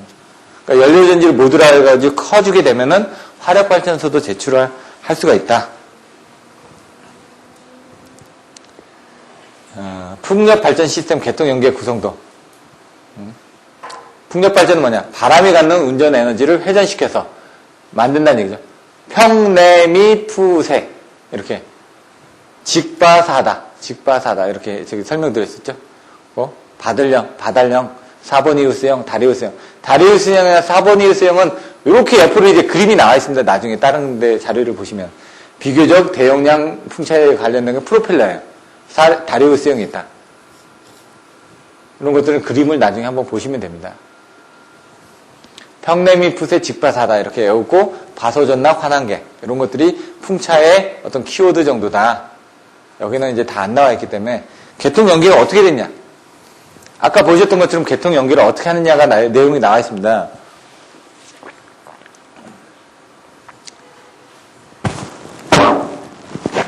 죄송합니다. 출력이 직류인 경우는 인버터를 거쳐서 개통이 연계되고 출력이 교류인 경우는 바로 연결할 수 있다. 발전기가 그 풍력 발전기 같은 경우는요. 이 위에 러셀이 있습니다. 그래서 발전기 안에 여기에 지금 변압기까지 다 들어 있습니다. 거기서 바로 변압기를 통해서 AC를 내보낼 수도 있습니다. 그리고 여기 지금 그 축에 갑자기 지금 제가 생각이 안 나는 요 기부가 여기 이렇게 세 군데로 나눠집니다. 요 축이 있고 여기 부분이 있고 날개 부분이 있고 나눠지는데 요 밑에 변전실이 들어가가지고 가기도 합니다. 그래서 여기 판넬이 들어갈 수 있는 조그만 판넬들이 들어가기도 하고요. 저압으로는 쓰는 경우도 있는데 대부분 고압으로 송전을 합니다. 왜 여기 변압기가 들어가야 되냐면 저 산등성이 있습니다. 산등성에서 저압을 해가지고 케이블이 가야 되는데 저압으로 돼 있으면 전압강화가 심해지겠죠. 그럼 얻는 게 별로 없다는 얘기죠. 그래서 여기서 발생된 부분을 전압을 고압으로 변경을 해서 케이블로 가기 때문에 이런 부분이 안에 변압기가 들어갑니다. 그래서 용량이 큰 것들은 여기 변압기가 들어가는 경우도 있고 이 밑에 변압기가 들어가는 타입들도 있습니다. 용량이 크면 여기서 변압기를 해가지고 여기에 인버터가 들어가가지고 아예 뭐 DC로 송전을 할 수도 있는 거고요. 이렇게 돼 있는데 보통 산등성이가 있으면은 풍력발전 같은 것도 병렬운전 조작 합의할 때는 25,000분의 1엔 등고선에 대한 것들도 있어야 되고 뭐 여러 가지 부분이 또 필요합니다. 근데 케이블이 엄청나게 많은 케이블들이 두껍게 들어갑니다. 풍력발전에 가면. 그래서 중간에 메인 변압기에서 1호사로 해가지고 그 발전기들이 모여지면 1호사로 승합을 해서 실제로 개통에 연결돼서 하고 있는 데들이 많이 있습니다. 무늬만 풍력이 아니라 실제로 풍력 발전이 많이 이루어지고 있다는 얘기입니다. 그래서 여기 보시면은 DC-AC 변환기, 그래서 개통 연계 보호 장치로 해가지고 쓰는 경우가 있고 AC로 직접 쓰는 방식들이 있다 이겁니다. 기본적인 개념에 대해서는. 근데 축전지를 어떻게 쓰느냐에 따라서 축전지를 직접적으로 쓰느냐 아니면 축전을 해서 쓰느냐 이런 부분에 따라서 나눠진다고 돼 있습니다.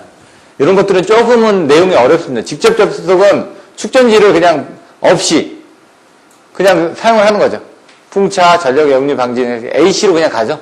축전지가 없다는 얘기죠. 근데 축전지가 있다 그러면 이제 DC를 한번 거치는 거죠. 여기 보시면 DC를 거쳐가지고 뭐 변환기를 통해가지고 가는 거죠. 이런 차이가 있다. 축전지를 사용하느냐 안 하느냐.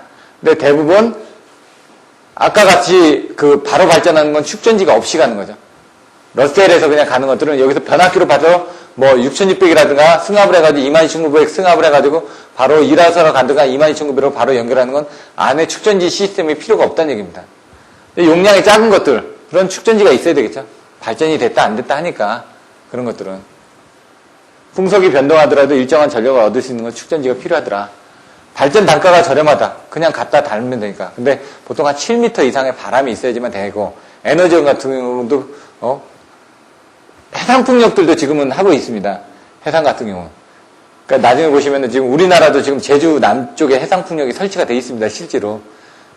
저희 직원도 해상풍력에 갔다 온 직원들이 있는데 힘든 게 뭐냐 그랬더니 보트를 타고 갔는데 고무보트 같은 걸 타고 간답니다. 그래서 옷이 다 젖는다고. 그게 힘들다고. 그 얘기를 하더라고요. 안에 들어가면 이제 공간이 되게 작고, 그 다음에 뭐 유지보수하러 가는 그런 부분도 힘들고, 나머지는 다 모듈화되어 있기 때문에 한번 설치해 놓으면 문제가 없고, 단지 이제 해상에 설치를 하다 보니까 배가 와서 부딪힐 수가 있으니까 그런 부분들을 좀 주의할 수 있게끔 만들어주고, 적정한 간격을 만들어줘야 되고, 풍력은 항상 높이가 높습니다.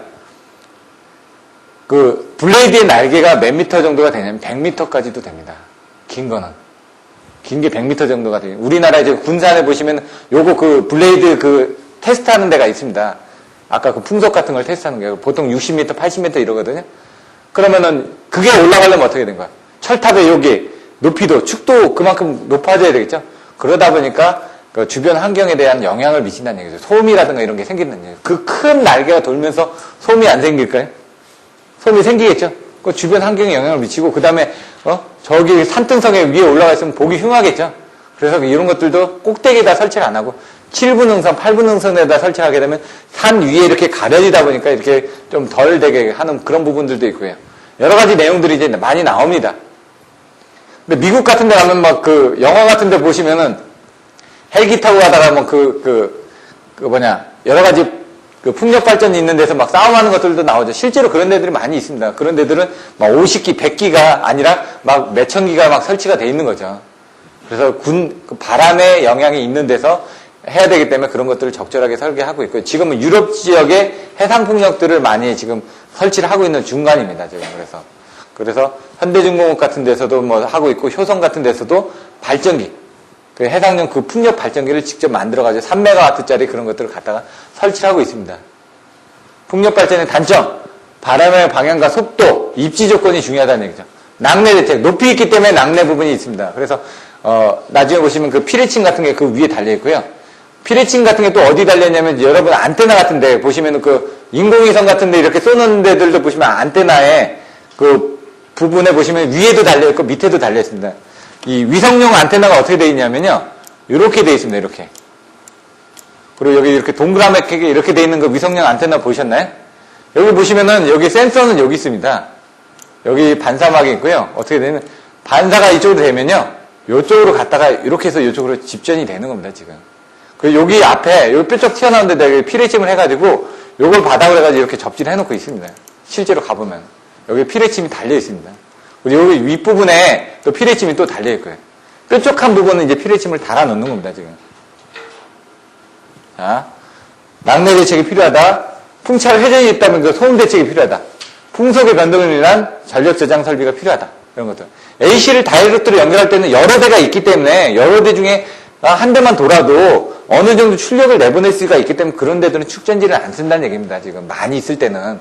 근데 조금만 소용량 같은 경우는 그거 발전해가지고 저장해놨다가 돈을 벌어야 되니까 축전지가 들어간다는 얘기죠. 그래서 큰 데는 축전지가 안 들어갑니다. 용량 자체도 크니까 축전지를 댈 수가 없습니다. 로터부, 전달부, 전기계, 제어계, 구조계인데 러셀이라고 얘기를 하거든요. 러셀.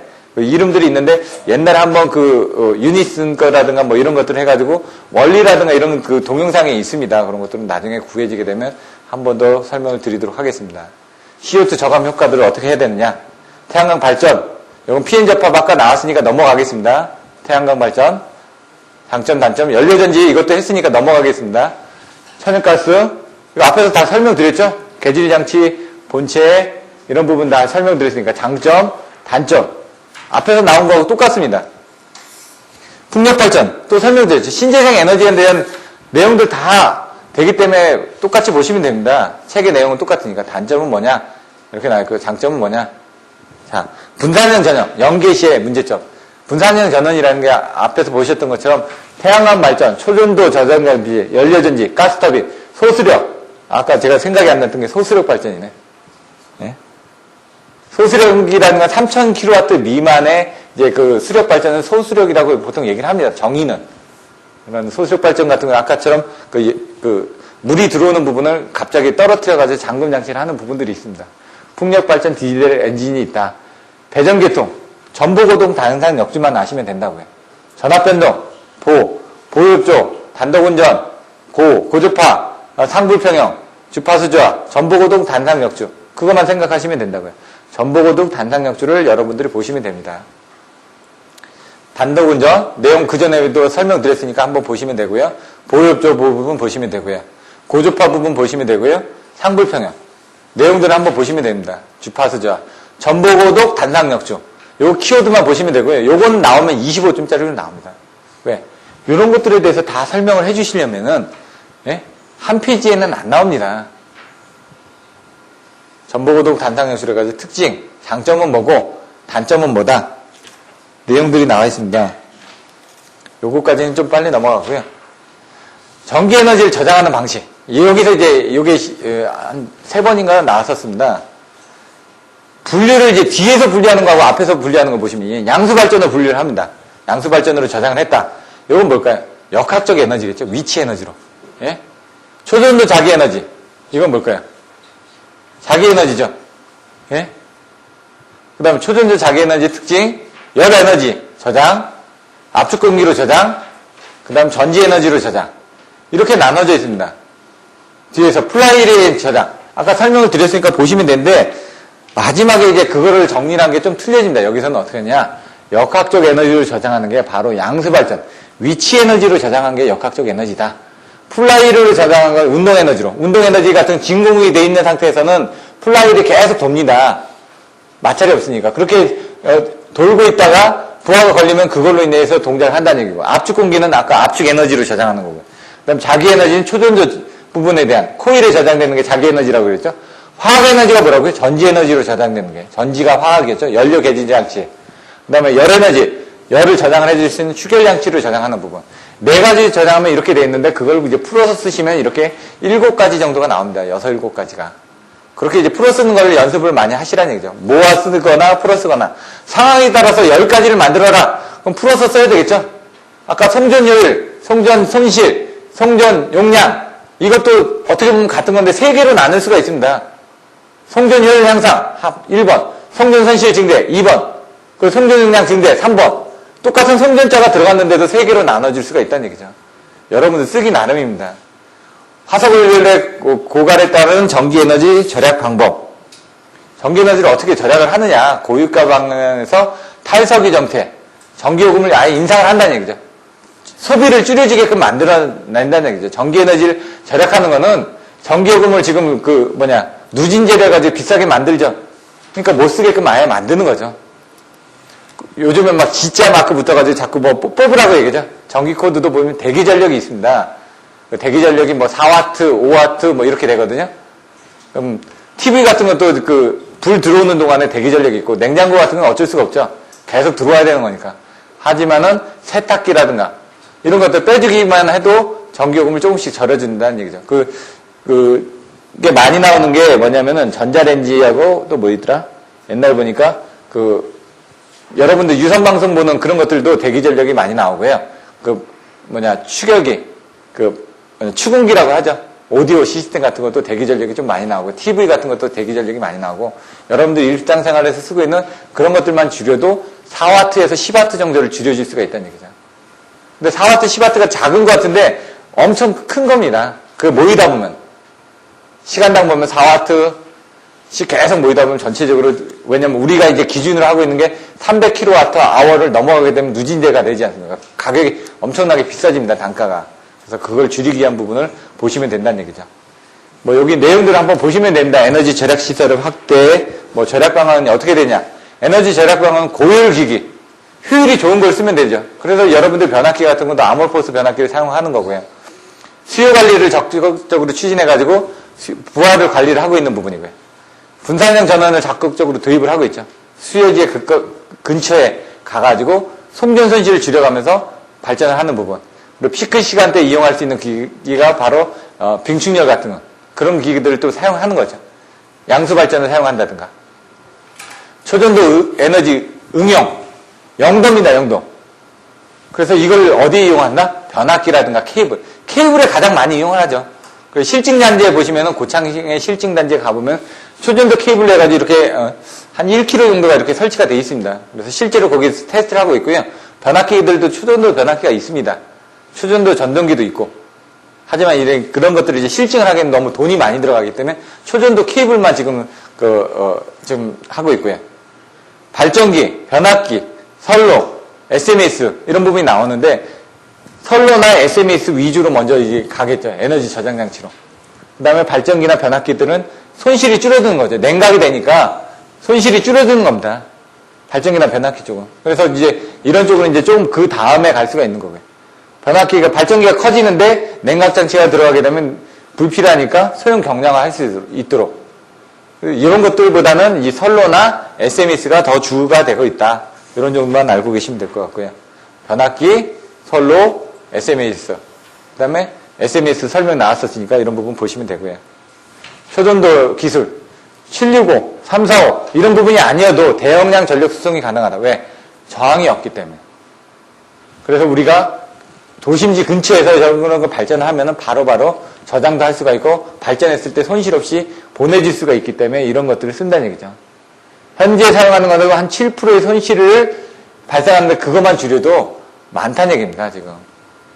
그리고 온도가 낮아지면은 회선수가 줄어들죠. 그러니까 전체적으로 공사비가 줄어든다는 얘기입니다. 단점은 저온으로 유지하기 위한 냉각 비용이 고가다는 얘기입니다, 지금. 운영하는 부분들도 힘들고요. 개통연구 장단점 할 때 남부가 연계, 동부가 연계. 여기 부분은 뭐라고요? 송환설신, 사고보조. 이걸 가지고 장점, 단점 넣어주시면 되고요. 수요관리, 공급관리, 이런 직접 부하관리 같은 거 한번 보시고요. 부하율 개선할 때는 어떻게 부분이 있었죠? 송환설시에서는 나왔던 그런 부분 보시면 됩니다. 부하율 개선하면은 설비 이용률이 향상되게 되고, 공급 신뢰도 절감이 되고, 이런 식으로 부하율과 이용률 부분으로 여러분들이 같이 보시면 됩니다. 태양광은 PN 접합 다이도를 보시면 되고, 초전도 자기에너지는 절대온도, SMS, 이런 부분들, 연료전지, PN 접합 다이오드에서 연료 개질 장치하고, 연료전지 본체가 있고, 그 다음에 인버터가 있고, 이런 기본 구성이 뭔지, 그런 것들을 머릿속에 넣어놓고 계셔야 된다는 거예요. 풍력 발전기, 수평축하고 수직축에 대한 부분, 거기에 대한 영향들, 이런 것들 보시고요. 대체에너지, 분산형 전원에 대한 대체에너지를 생각하시면 되고, 분산형 전원 연계 시에 문제점, 뭐였죠? 전보고속 단상역중. 전기에너지 저장 방법, 역학적 에너지, 자기 에너지, 그 다음에 뭐였죠? 화학적 에너지, 그 다음에 열적 에너지. 이런 거 있었죠. 그거를 이제 순서적으로 역학적 에너지가 또 뭐가 있었는지, 양수 발전을 이용한다든가, 플라이 효과를 이용한다든가, 압축고기를 저장한다든가, 이런 것들. 그걸 이제 명확하게 이제 머릿속에 넣어놓고 계시면, 그 다음에는 이제 쓰시는 거는 여러분 몫이라는 얘기죠. 먼저 키워드로 머릿속에 전체적인 내용을 집어넣는 게 중요하다는 얘기입니다. 고유가 초전도 에너지. 이렇게 해서 7장을 하고 8장은 시간 관계상 바로 넘어가서 그냥 이어서 그냥 진행을 하겠습니다. 8장은 시간 관계상 빨리만 설명을 드리겠습니다. 이거는 빨리빨리 넘어가면서 자료는 제가 보내드릴 테니까 파형률과 파고율이 있습니다. 태분한 밀만 정리, 불꽃방전 파생의 법칙, 핀치 효과는 액체 금속에서 파생의 법칙은 압력하고 관련된 부분입니다. 가우스 정리는 이제 많이 나오니까 보시면 될 것 같고요. 자기회로 옴의 법칙 이런 것들 다 사람이 이름을 따르는 겁니다. 옴은 I는 R분의 V. 그 전류하고 저항과 전압과의 관계를 이 옴이라는 사람이 정의를 해가지고 만들어 놓은 겁니다. 지금. 예? 암페어 법칙. 이거 암페어를 설명을 했기 때문에 왜 볼트라고 얘기를 하는지 아십니까? 볼타라는 사람의 이름을 바꾼 겁니다. 근데 볼타는 뭐냐? 축전지를 개발한 사람이 볼타입니다. 배터리를 개발한 사람이 볼타. 그래서 볼트를 그 사람의 이름을 가지고 정의를 한 거고요. 암페어, 전류가 흐를 때 오른나라 법칙. 전류의 주위에 자기장이 어떻게 생성된다. 그거를 암페어라는 사람이 만들어가지고 암페어 법칙으로 붙인 겁니다. 테슬라, 자개 같은 경우, 이제 미국에 이민 간 오스트리아, 시리아, 이런 그쪽이거든요. 그 사람이 한 4개국어를 했다고 그러더라고요. 1800년대에 태어난 사람인데, 머리가 똑똑했던 사람이라고 하는데, 에디슨은 99%의 노력을 해가지고, 1%의 머리고 그렇게 했는데, 걔는 머리가 좀 나빴다고 하는데, 테슬라는 머리가 똑똑했다고 합니다. 그 사람이 만들어놨던 그런 것들을 가지고 쓰고 있습니다. 자기 포화 곡선, BH 커브, 자석 밀도하고, 전류 밀도하고, 자기하고의 어떤 관계들, 키르리오프 법칙. 1법칙은 뭐죠? 들어오고 나가는 부분은 일정하다. 여기 2법칙은 내용들 보시면 되고요. 자기하고 전류 사이에 작용한 힘들. 법칙. 왼전 오발이라고 그러죠. 왼전 오발. 왼손은 전동기, 오른손 쪽은 발전기. 그러니까 오른손 법칙은 발전기고 왼손은 전동기입니다. 그거를 이제 설명하라는 얘기입니다. 전류의 자기장에 대한 암페어의 오른나사의 법칙. 왜 왼손은 없었냐? 오른쪽을 많이 쓰다 보니까 오른나사 법칙이라고 그냥 표현을 한 것 뿐입니다. 빨리빨리 넘어가서 비정연파의 파형률과 파고율. 정연파가 아니라니까 삼각파가 될 수도 있고 구연파가 될 수도 있고 그런 것들에 대한 여러 가지 내용들이 나와 있습니다. 그 중에 여기서 삼각파를 했는데 파형률은 평균값분의 시료값, 파고율은 시료값분의 최대값. 요것만 알고 계시면 됩니다. 이 크레스트 팩터라는 게. 그래서 나중에 고급적파를 보이시다 보면 크레스트 팩터라는 건 뭐냐면 요게 이제 뼈 쪽 크레스트가 뭐냐면 닭의 벼슬입니다. 벼슬이 어떻게 되지? 삐쭉삐쭉하게 튀어나왔죠? 크레스트라는 건 여기 위에 얼마만큼 튀어나왔냐 이걸 얘기하는 겁니다. 그래서 시료값은 뭐죠? RMS죠. 루트민 습격. 우리가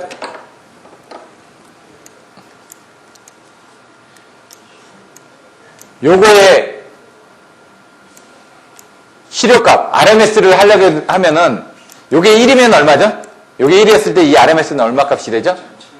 0.707입니다. 그러면 얘가 1이었을 때 얘는 얼마일까요? 1.414. 루트 2배의 차이가 납니다. 얘하고는 루트 2배의 차이가 납니다. 그래서 얘가 1일 때는 얘가 1.414고 얘가 1일 때는 얘가 0.707입니다. 루트 2배만큼만 차이가 난다고 생각하시면 됩니다.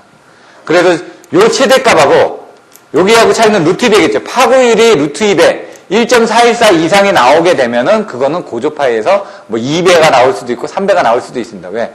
이런 식으로 삐쭉하게 타워나면은 평균을 하게 되면 밑으로 떨어지겠죠. 여기하고 여기에 대해 비율이 크레스트 팩터입니다. 파형률은 평균값분의 시료값. 평균을 하게 되면은 실제로 부하전류가 낮아졌다 높아졌다 하게 되면 파형이 틀려진다는 얘기죠. 파형이. 그 파형률이라는 파고율은 높이가 틀려진다는 얘기입니다. 그래서 그 기준을 정확하게 잡아주시면 됩니다. 최대값, 평균값, 시료값은 이렇게 보시면 되고요. 파형률하고 파고율을 보시면 되는데 파고율이 높죠. 루트 3배만큼. 얼마나 높이 튀어 올랐냐. 이런 건 얼마나 균등하게 사용을 했느냐. 이 내용을 보시면 됩니다. 태분한 밀만은 넘어가겠습니다. 내용 보시면 되니까요. 근데 밀만의 정리를 이제 계산하면 편리한 게 뭐냐면 병렬로 연결되어 있는 부분을 계산할 때 밀만의 정리를 이용하시면 편합니다. 나중에 계산할 때. 불꽃방정 파세네 법칙에 대한 내용은 뭐냐면 압력이 진공 중에 이게 파세네 법칙이 이렇게 되어 있습니다. 이렇게 돼가지고 요게 이렇게 또 올라갑니다. 요게 대기압이 이 정도고 요게 지금 압력인데요. 요게 압력이고 요게 절연입니다. 압력이 요 대기압에서는 절연이 요 정도 능력밖에 안 됩니다. 압력이 11-4승이 되면 어떻게 되죠? 압력이 되면 절연이 올라가는 겁니다. 거꾸로 또 압력이 여기 올라가도 절연은 올라갑니다. 근데 압력을 줄이는 게 낫지 압력을 거기다 가기가 힘들기 때문에 그 진공으로 빼내는 겁니다. 진공. V12가 그래서 안에 압력을 빼내면은 그 안에 진공이 돼 있죠. 진공이 돼 있으면은 견딜 수가 있기 때문에 이게 파세네 법칙입니다. 그림을 그려주실 때. 이렇게 해서 내용을 써주시면 되고, 내용을 읽어보시면 되고, 핀치 효과는 액체 금속이 이렇게 모여지는 효과입니다. 그래서 자세히 보시면 액체, 도체에 전류를 흘리면은 이런 부분이 생겨가지고 수축력이 작용한다. 이게 핀치죠. 핀치가 어떤 홀이라는 얘기입니다. 홀처럼 이렇게 원을 생각하시면 되죠. 홀처럼 이렇게 모여들죠. 이렇게. 구멍으로. 이렇게 보시면 됩니다. 핀치 효과, 홀 효과 이제 또 나옵니다. 나중에 검색을 하시다 보면은. 이렇게 저항이 줄어들다 보니까 수축력이 이렇게 증가돼서 이제 좀 액체 도체가 줄어드는 효과가 핀치 효과다. 가우스 정리 같은 경우는 그냥 읽어보시면 되니까 넘어가겠습니다. 많이 나오니까. 시간 관계상. 옴의 법칙은 I는 R분의 V입니다, 그냥. 근데 이것들도 괜히 어렵게 표시만 했을 뿐이고요. 이런 것들을 한번 읽어보십시오. 근데 이제, 자기 포화, 자화곡선 BH 커브인데, 여기 보시면 어떻게 된다고요? 이게 자개, 이게 자석 밀도입니다. 자석 밀도고 이게 자개입니다. 어느 정도 자개가 생기면은 자석 밀도가 생기는데, 어느 정도 자개가 세져도 밀도가 더 이상 커지지 않는다. 그게 왜냐면 포화가 된다는 얘기죠. 그 안에 이렇게 쌓여지는 부분이 포화가 돼서 더 안 된다. 바로 이제 CT의 포화 현상하고 똑같습니다. 이게 뭐냐. 철심을 쓰는 건 전부 다 이런 포화 현상이 생깁니다. 변압기도 포화 현상이 생기고, 전등기도 포화 현상이 생기고, 다 이렇게 포화가 생기는데, 요게 다시 돌아가게 되면 이쪽으로 이렇게 돌아가야 되는데, 돌아가게 되면은, 요렇게 돌아가고 되면 이쪽으로 간다는 얘기죠. 그러면 어떻게 되죠? 자석 밀도가 자기가 없는데도 남아있죠. 그게 이제 보자력이라고 얘기를 하는 겁니다. HC라고. 예? BH 커브를 하는데 이게 재질에 따라서 자석에 대한 곡선이 기울기가 틀려진다는 얘기입니다. 이거는. 그래서 우리가 왜 규소광판을 쓰는지 아시겠죠? 규소광판을 쓰면 이런 자개 성분이 자화가 더 잘 되기 때문에 성충을 해서 규소광판을 쓰는 겁니다. 주초를 쓰지 않고. 자, 이렇게 전류가 흐르면은 그 부분에 대한 것들이 이렇게 왔다 갔다 한다. 결국은. 그래서 여기 보자력이 생기고 여기 방향이 이쪽도 있지만 이쪽도 있죠. 그래서 얘는 방향입니다. 자개 방향이 플러스고 자개 방향이 마이너스일 때 요거는 자석 밀도가 플러스로 쌓여지느냐 마이너스 쌓여지느냐 요게 여러분들이 알고 계신 히스테리시스 곡선이라는 얘기죠. 근데 요것도 자세히 보시면요. 요 위상하고 관계가 돼 있습니다. 위상에. 요렇게 왔다 갔다 하는 것도 있습니다. 이렇게. 얘하고 히스테리시스 루프가 없는 게 요렇게 왔다 갔다 합니다. 여기 자세히 보시면은 요 다음 걸 보시면은 요게 어떻게 됐죠? 여기가 요렇게 됐죠. 비등해졌죠. 비등.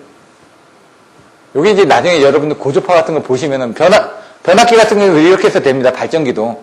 그래서 발전기의 리액션 현상이 생기는 60도에서 리액션 현상이 생기는 걸 증명하라 할 때는 이런 그림을 그려가지고 그려줍니다. 그때는 이런 히스테리시스 루프로 가지는 겁니다. 그래서 얘가 이런 여자 부분이 생깁니다. 나중에 보시면은 변압기, 그러니까 CT에 2차 전류 하실 때 보면 이 중간에 여자 전류 해가지고 두 개 그림 그려놓죠? 두 개 그림 그려놓고 올라가고 내려가고 하는 부분이 생깁니다. 그래서 여기 여자 되는 부분이 이렇게 하나가 더 생긴다는 얘기죠. 그래서 거기에서 여자 전류 I 파이가 생깁니다. 이런 것들도 그냥 참조하시면 될 것 같고요. 구간을 보시면 자기 포화 현상이 어떻게 된다? 이런 식으로 자석이 포화되는 부분이 자기 포화 현상이다. 이런 내용들이 나와 있습니다. 넘어가고요. 1법칙은 들어가고 나가는 전류의 합은 같다. 예? 요거고 2법칙은 에너지 불변의 법칙. 이렇게 전압 강화의 합은 같다. 요거 에너지 불변, 요거는 들어오고 나간 부분이 같다. 이런 거고요. 이렇게 그림이 그려져 있습니다. 이런 것들은 한번 보시면 될 것 같고요. 근데 이게 이제 나오긴 좀 힘든데, 이제 옛날에 한 해 때 이 부분이 한 3문제가 나왔었습니다. 한 해 때. 60몇 회 따인가? 세 문제가 나와가지고, 그때는 요걸 썼던 사람들은 합격을 했겠죠. 근데 요거는 왜 보시냐면 면접을 볼 때 물어봅니다. 면접을 볼 때. 왼손 법칙, 왼전 오발이라고 그랬죠? FBI입니다. FBI. 힘은 뭐죠? 엄지손가락은 전부 다 힘입니다. 우리나라 정력에 좋다, 뭐 힘에 좋다, 막 이렇게 비아그라 뭐 이렇게 다 좋아하시지 않습니까? F, 그 다음에 검지가 B, 그 다음에 중지가 I입니다. FBI. FBI 이렇게 보시면 됩니다. 그거를 FBI를 그림으로 한번 또 보여드립니다. 이렇게. 근데 거기 엄지, 검지, 중지입니다. FBI. FBIL의 사인 세타입니다. 요거만. 나머지 또 다른 걸 보면 이제 코사인 세타인데 그게 그림을 그려놨습니다. FBI인데 그게 왜 그러냐면 요 각도 내에서 이게 나오기 때문에 사인 세타로 가는 겁니다. 왜? 요 높이를 알아야 되거든요. 우리가 아는 거는 여기에서 자석 밀도에서 요 전류가 흐르게 되면은 얼마만큼의 이제 전류가 흐르는지 요 양을 알아야 되거든요. 지금 IM이 이렇게 되는데 실제로는 요만큼의 이 부분이 전류가 흐르면서 직각 방향이니까 다 직각 방향이니까 B에 대해서 직각 방향이니까 높이를 알 수가 있죠. 그래서 사인 세타를 알아야지만 높이를 압니다. 왜? 사인 세타를 해야지 우리가 여기까지 올라갔는지 여기까지 올라갔는지 여기까지 올라갔는지 어떻게 되지? 사인 세타를 해줘야지 이 높이가 나오죠. 그 높이를 하기 위해서 사인 세타가 나온 겁니다. 지금 여기는. 그래서 그림을 그려주실 때 요거는 사인 세타다라는 걸 알고 계셔야지만 됩니다. 이렇게 FBI에서 FB, B는 이렇게 가는데 전류가. 근데 여기는 거꾸로 뭐냐? 발전기는 어떻게 돼요? 똑같은데 틀려지는 게 뭐냐면 힘이 있습니다. 그러면은 자석 내에서 힘이 있는 게 그게 뭐죠? 그러면 전류가 생긴다는 얘기입니다. 전류가 생기는 게 이제 발전기입니다. 그래서 오른손 법칙하고 왼손 법칙은 오른손 법칙은 발전기고 왼손 법칙은 오른손 법칙은 이겁니다. 발전기가 이렇게 돼 있다 보니까 여기서 얘가 도는 겁니다. 여기서 이렇게 돌고 있죠. 자석은 이렇게 발생되고 있는데 자석이 발생되고 있는데 발전기가 이렇게 돌고 있죠. 그럼 뭐가 생기죠? 바로 전류가 생긴다 이겁니다. 지금. 그래서 FBI가 반대로 돼 있다. 그래서 여기도 사인 세타제 똑같이 다 모토의 회전 방향을 구하는 데 유용하다. 이렇게 나와 있습니다. 왼손 법칙 이렇게 나와 있고요. 책에 있는 것들. 전류와 자기장에 의한 오른 나사의 법칙. 여기는 어떻게 되죠? 화살을 생각하시면 됩니다. 화살을 쏘면 뒤에 깃발이 보이죠? 그러니까 얘가 들어간 겁니다. 지금 화살이 저쪽으로 날아간 거고 저 화살이 앞으로 나올 때는 뒤에 깃발이 오냐? 앞에 뾰족한 촉이 보이죠? 화살 촉이. 그러니까 얘는 이제 들어가니까 오른손 나사 법칙이고 얘는 이쪽으로 오고 있으니까 오른 나사 법칙이 이렇게 되어 있죠. 이렇게 가까이 되는 부분이 근접 효과가 되겠죠. 예? 이런 것들도 이제 나오고 있습니다. 그래서 요거는 전류가 들어가는 방향, 여기는 전류가 나오는 방향 해가지고 자력선은 동심원을 형성한다. 오른 나사의 법칙을 형성한다라고 되어 있습니다. 오른 나사의 법칙을 또 다시 한번 설명드리면은 요게 오른 나사처럼 돌려진다 이거죠. 나사의 회전 방향이 도체가 흐르면은 어떻게 된다? 자기장이 오른 나사처럼 돌아가는 것처럼 느껴진다. 요거는 뭐죠? 도체가 흐르면은 여기는 지금 나오고 있습니다. 여기 나오는 방향, 들어간 방향. 예? 들어간 방향에 이쪽으로 이제 들어가 있기 때문에 얘가 이렇게 돈다는 얘기죠. 여기서는 이렇게 되니까 오른 나사의 법칙이 이렇게 돌겠죠. 이것들을 좀 더 좀 보시기 좋으라고 입체적으로 하려고 다른 쪽에서 그냥 자료를 가져온 겁니다. 파형률하고 파괴율. 파형률은 형태를 나타내는 거, 파괴율은 높이를 나타내는 겁니다. 고자가 높을 고자니까 형태고, 그렇기 때문에 여기 시료치가 들어갔는데 평균값이 어떻게 들어가냐? 시료치하고. 여기 파형률에서는 평균값하고 시료값하고 나오고 여기는 어떻게 되죠? 높이 부분이니까 최대값하고 시료값이 나오는 겁니다. 나머지 태분화 밀만 요거는 병렬을 했을 때 파세넬 법칙은 압력, 핀치 효과 이런 가우스 전리 보시면 되고 자기포의 BH, 히스테리시스 곡선 이런 거 보시고 그다음에 FBI 해가지고 여러분들이 아셔야 되니까 왼손 법칙, 오른손 법칙 해가지고 왼전 오발 정도. 암페어는 오른 나사 법칙. 이런 정도는 기타지만은 알고 계셔야 되는 게 나중에 그 면접 볼 때 이런 내용들이 나오기 때문에 그렇습니다. 좀 시간은 많이 걸렸습니다. 조금 더 뭐 100문제도 설명드리면 좋은데 그거는 이따가 식사를 하시고 오프라인을 해서 제가 100문제 부분은 다시 설명드리도록 하고요.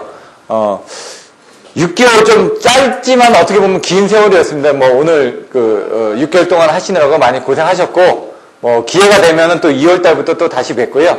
또 그렇지 못하면 다음에 또 좋은 기회에서 만나 뵙는 시간이 될 것 같습니다. 6개월 동안 고생 많으셨습니다. 수고하셨습니다.